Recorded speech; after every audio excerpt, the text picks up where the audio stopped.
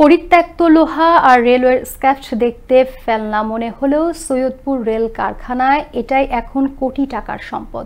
তৈরি হচ্ছে রেলের গুরুত্বপূর্ণ যন্ত্রাংশ, যা আগে বিদেশ থেকে আমদানি করা হতো। কর্তৃপক্ষের উদ্যোগে এখন নামমাত্র ব্যয়ে এ কারখানায় তৈরি হচ্ছে সেসব যন্ত্রাংশ। এতে যেমন খরচ সাশ্রয় হচ্ছে, আমদানি নির্ভরতা কমে সুযোগ সৃষ্টি হচ্ছে নতুন কর্মসংস্থানের। সৈয়দপুর থেকে মিজান মহসিনের পাঠানো তথ্যচিত্রে বিস্তারিত জানাচ্ছেন সহকর্মী ফারুক শিমুল।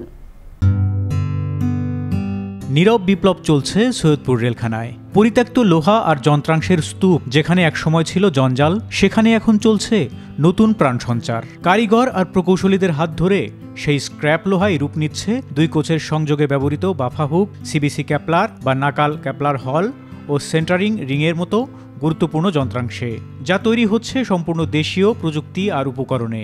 সৈয়দপুর রেলওয়ে কারখানার শ্রমিক ও প্রকৌশলীদের দক্ষতায় এবার সফলতার গল্পগাথা শুরু হয়েছে। সৈয়দপুর রেলওয়ে কারখানার লোকো মেশিন শপের ইনচার্জ বলেন, এই অকেজ মালামালগুলোকে আমরা প্রথমে ওয়েল্ডিংয়ের মাধ্যমে যে সমস্ত জায়গা ক্ষয়প্রাপ্ত হয়ে গেছে সেই সমস্ত জায়গাতে আমরা বিল্ড আপ করেছি। বিল্ড আপ করার পরে এখানে যে আপনারা একটা ডায়া দেখছেন, এই ডায়ার মধ্যে একটা পিন থাকে, সেখানে অতিরিক্ত ক্লিয়ারেন্স হওয়ার কারণে যাতে দুর্ঘটনা না ঘটে তার জন্য আমরা এখানে বুশ পরায় দিচ্ছি। এদিকে প্রকৌশলী বলছেন, পরিকল্পিতভাবে দক্ষ কারিগরদের শ্রমে সহজেই এই তিনটি যন্ত্রাংশ নির্মাণ করা হয়েছে, যা পরীক্ষামূলকভাবে পশ্চিমাঞ্চলের বিভিন্ন ট্রেনের সাথে সংযোগ দেওয়া হয়েছে। এমনভাবে অন্যান্য যন্ত্রাংশগুলো তৈরি করা সম্ভব বলেও জানান তিনি। অন্যান্য আইটেম আছে, এগুলো আমাদের সংস্কার করা সম্ভব, তবে আমাদের দেখতে হবে এগুলো আইটেমগুলো সংস্কার করা সম্ভব কিনা আর কি।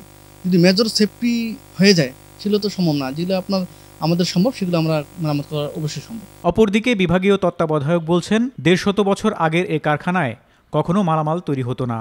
আমদানির মাধ্যমে কোচ বা ওয়াগন সংস্কার করা হতো।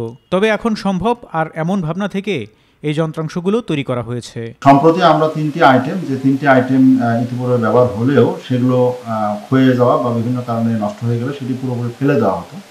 তো আমরা সেগুলোকে না ফেলে আমরা কীভাবে মেরামত করে পুনর্ব্যবহার উপযোগী করা যায় সেটি আমরা উদ্যোগ নিয়েছি এবং আল্লাহর রহমতে সফলকাম হয়েছে। পরিত্যক্ত লোহা থেকে সম্ভাবনার সেতু গড়ছে সৈয়দপুর। এমন উদ্যোগ দেশের অন্যান্য কারখানাগুলোকেও অনুপ্রাণিত করবে, এমনটাই প্রত্যাশা সকলের। ফারুক শিমুল, আনন্দ টিভি, ন্যাশনাল ডেস্ক।